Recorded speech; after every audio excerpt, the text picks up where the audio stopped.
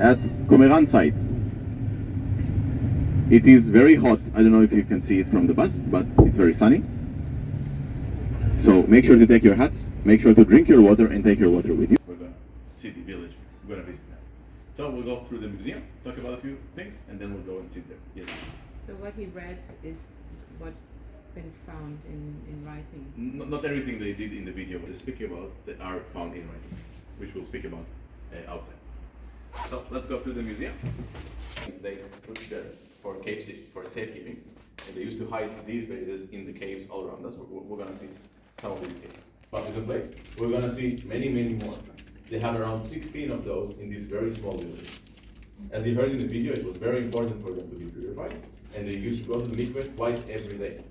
Impure people will go through the one side, and the pure people will go through the other side after they've been bathed.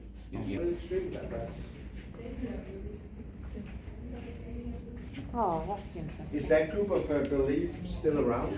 No. No. We'll speak about that. Bowls and plates that we found here. We found them in a specific room, which was the dining. It really reminds you of some kind of monks, right? Almost. Yeah. Let's come to the next room after we've been to the dining room. These are the scrolls that they had. If you look closely on the letters, you can barely see spaces between the letters. This is from 2,000 years ago, all right? So this is how Hebrew looked like back then. I can read this Hebrew. Shirona can also, right? It's very close to our Hebrew today. And also you can imagine, for example, in Magdala, so these kind of scrolls, they would then open and read from them the Bible. Yeah.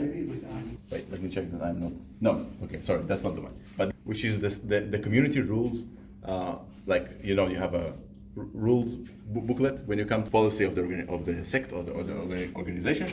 This is what they had, and this is how we know about this community. But yes, in Israel Museum you can see the real scrolls being presented. Let's continue. We're exiting the site. Fish baskets and That's so I'm cool. not completely sure exactly what you see here, but If someone needs to fill water bottles or Hebrew, Qumran is in Arabic and it means 2 moons, right? We might not see, but when you drive here at night, you see the moon on the left side and its reflection on the Dead Sea. It's very, very beautiful, and that's maybe why they had the Yareach in Hebrew is moon, Jericho is 2 moons, all right? So also Jericho is called 2 moons, Jericho, Qumran is also, and first century AD. They lived here before Jesus was born and started his ministry, and for there are 3 philosophical sects among the Jews. The followers of the first, which are the Pharisees, on the second, the Sadducees, and the third sect, which pretends to a severer discipline, are called Essene. Everyone heard of the Essenes? Yeah, Essene in Hebrew. Yeah, so that's the name of the third group. It is believed that these people, Essenes, used to live here. We didn't find anything that connects the 2 groups, but the description of the Essenes in the writings of Josephus and what we find here in the scribes and also the cities and the desert fit together well. It says, no, bring me the bigger it is, the more money. Continue searching and they find some of them. Word is being spread around of these scrolls, of this interesting stuff, until the Israelis hear about it. Once the Israelis hear about it, they understand the importance of these scrolls. Because once again, we do not have anything from that time, which is the scribes of the Old Testament.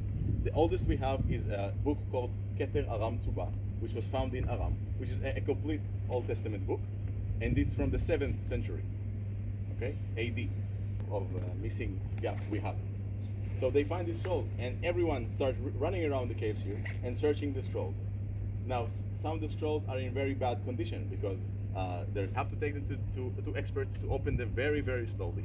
And some of the scrolls that were found in 47 were opened only this century, right? Because it takes a long, long time to dry them up and very, very carefully to open them up.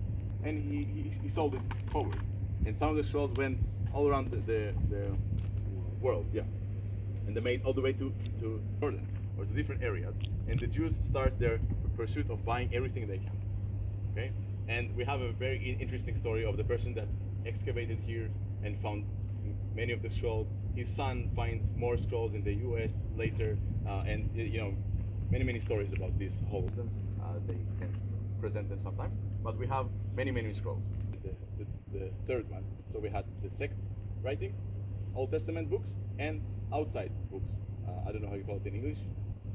Like outside books. It's like apocryphic or like. Oh, it's like we have extra books that's not in the Bible? Yes. Okay. Apocrypha, that word. Yes. So the book of Enoch, for example, there is a creation book written by Noah, for example. All these different books were found here as well. Okay. So it's interesting to see that they are not part of the canon we have today, but they did read them and write them here.